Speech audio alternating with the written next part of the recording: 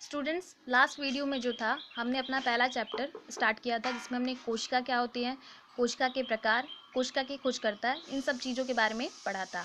आज जो है हम कोशिका की संरचना की बात करेंगे।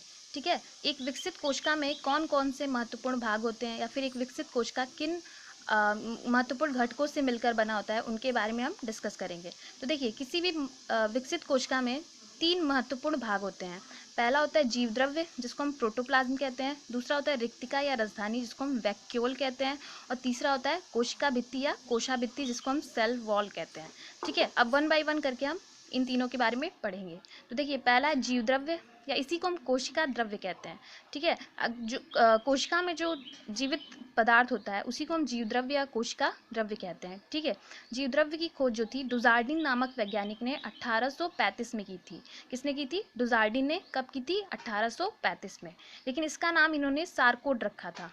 ठीक है, सारकोड नाम रखा था। बाद में एक साइंटिस्ट आए जिनका नाम था पुरकिंजे, इन्होंने 1837 में इसका नाम क्या रख दिया? जीव द्रव्य।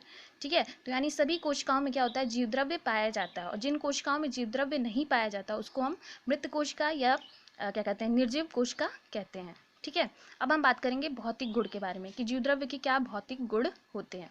तो पहला है, ये स्वच्छ होता है, रंगहीन होता है और चिपचिपा पदार्थ होता है।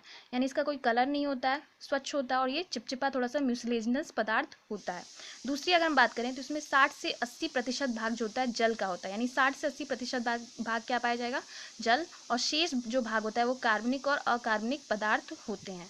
तीसरा, अगर इसके महत्वपूर्ण भौतिक गुण की हम बात करें तो इसमें इलास्टिसिटी यानी लचीलापन पाया जाता है। ठीक है, इसमें क्या पाया जाएगा? लचीलापन। ये थे इसके भौतिक गुण। अब हम बात करें रासायनिक गुण की।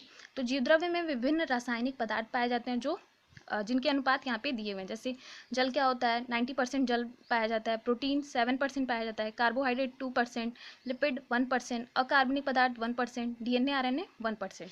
ठीक है, अब हम बात करेंगे रिक्तिका या राजधानी। दूसरा क्या है? रिक्तिका या राजधानी। देखिए, सभी कोशिकाओं में क्या होता है? वृद्धि होती है यानी ग्रोथ होता है। तो जब कोशिकाएं बढ़ती हैं तो बीच बीच में खाली स्थान बन जाता है। ठीक है, उसी खाली स्थान को हम क्या कहते हैं? रिक्तिका या राजधानी कहते हैं।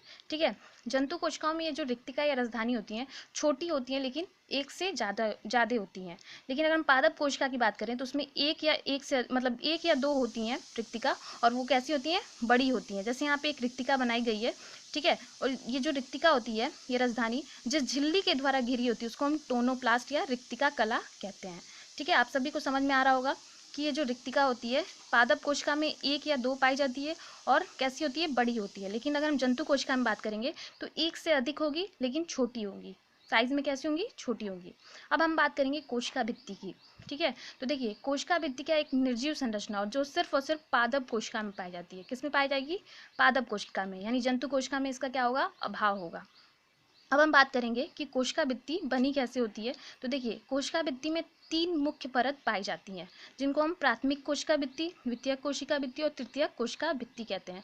और इसी में बीच में एक पाई जाती है जिसको हम मध्य पटलिका या मिडिल लैमिली भी कहते हैं। ठीक है, अगर हम कोशिका भित्ति की बात करेंगे तो इस कोशिका भित्ति क्या कहते हैं, ये जो कोशिका भित्ति होती है पादप कोशिकाओं में जो कोशिका झिल्ली होती है उसके बाहर ये झिल्ली पाई जाती है। यानी ये एक प्रोटेक्शन का कार्य करती है, कोशिका को सुरक्षा प्रदान करती है। ये था कोशिका भित्ति के बारे में। अब जो है हम पढ़ेंगे कि कोशिका द्रव्य में जो महत्वपूर्ण कोशिकांग पाए जाते हैं उनके बारे में हम एक एक करके पढ़ेंगे। तो इसमें हमारा पहला कोशिकांग है माइटोकॉन्ड्रिया।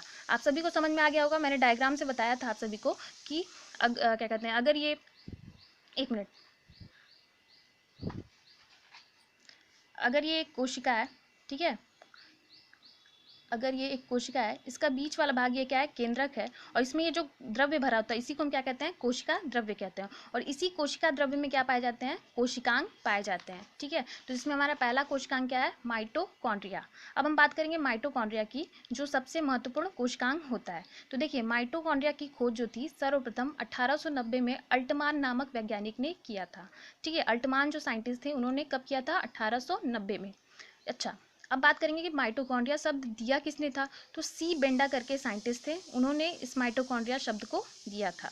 अब हम इसकी संरचना की बात करेंगे, ये दिखता कैसा है। तो देखिए, माइटोकॉन्ड्रिया जो होता है दोहरी झिल्ली के आवरण से घिरा होता है। यानी दो इसमें लेयर पाई जाती हैं, दो मेम्ब्रेन पाई जाती हैं। जो सबसे बाहर की ओर मेम्ब्रेन होती है उसको हम क्या कहते हैं? बाहरी झिल्ली। ठीक है, उसको क्या कहेंगे हम, बाहरी झिल्ली। जो अंदर वाली झिल्ली होती है उसको हम क्या कहते हैं, आंतरिक झिल्ली। क्या कहेंगे, आंतरिक झिल्ली। और यही आंतरिक झिल्ली अंदर की ओर ऐसे मुड़ मुड़ कर उंगली जैसी संरचना बनाती है, जिसको हम क्रिस्टी कहते हैं। क्या कहेंगे, क्रिस्टी। अच्छा, इस क्रिस्टी पे देखिए ये टेनिस के रैकेट के समान संरचना पाई जाती है, जिसको हम ऑक्सीसोम या F1 कण कहते हैं। क्या कहेंगे, ऑक्सीसोम या F1 कण। अच्छा, इसमें जो कुछ द्रव्य भरा होता है, जैसे हर कोशिका में कुछ द्रव्य भरा होता है, वैसे ही माइटोकॉन्ड्रिया क्या है, ये भी एक कोशिका है। तो इसमें भी क्या है, कोशिका जो द्रव्य भरा होता है उसको हम क्या कहेंगे, मैट्रिक्स कहेंगे। क्या कहेंगे, मैट्रिक्स। और इसी में क्या होता है, डीएनए, आरएनए और राइबोसोम पाए जाते हैं। इसलिए हम जो माइटोकॉन्ड्रिया है उसको अर्ध स्वशासित कोशिकांग कहते हैं। क्यों कहते हैं, क्योंकि ये जो माइटोकॉन्ड्रिया है अपने समान माइटोकॉन्ड्रिया बना सकती है, उत्पन्न कर सकती है, इसलिए हम इसको क्या कहते हैं, अर्ध स्वशासित कोशिकांग। अब अगर हम कार्य की बात करेंगे तो माइटोकॉन्ड्रिया को हम कोशिका का पावर हाउस या ऊर्जा गृह कहते हैं। क्यों कहते हैं, तो ये देखिए, ये जो ऑक्सीसोम है या F1 कण है, यहाँ पे क्या होता है, श्वसन संबंधी प्रक्रिया होती है और जिसके पश्चात ऊर्जा का फॉर्मेशन होता है। ठीक है, ऊर्जा का फॉर्मेशन होगा। और ऊर्जा किस फॉर्म में बनती है, एटीपी, एडिनोसिन ट्राइफॉस्फेट के फॉर्म में एटीपी का निर्माण होता है और इसी एटीपी को हम ऊर्जा के कॉइन या ऊर्जा के सिक्के कहते हैं। ये तो था माइटोकॉन्ड्रिया के बारे में। नेक्स्ट क्लास में हम जो है इसके आगे के कोशिकांग के बारे में पढ़ेंगे। आज के लिए इतना ही। आई होप आप सभी को समझ में आया होगा। फिर भी अगर कोई डाउट रहता है तो ग्रुप में पूछ लीजिएगा। Thank you.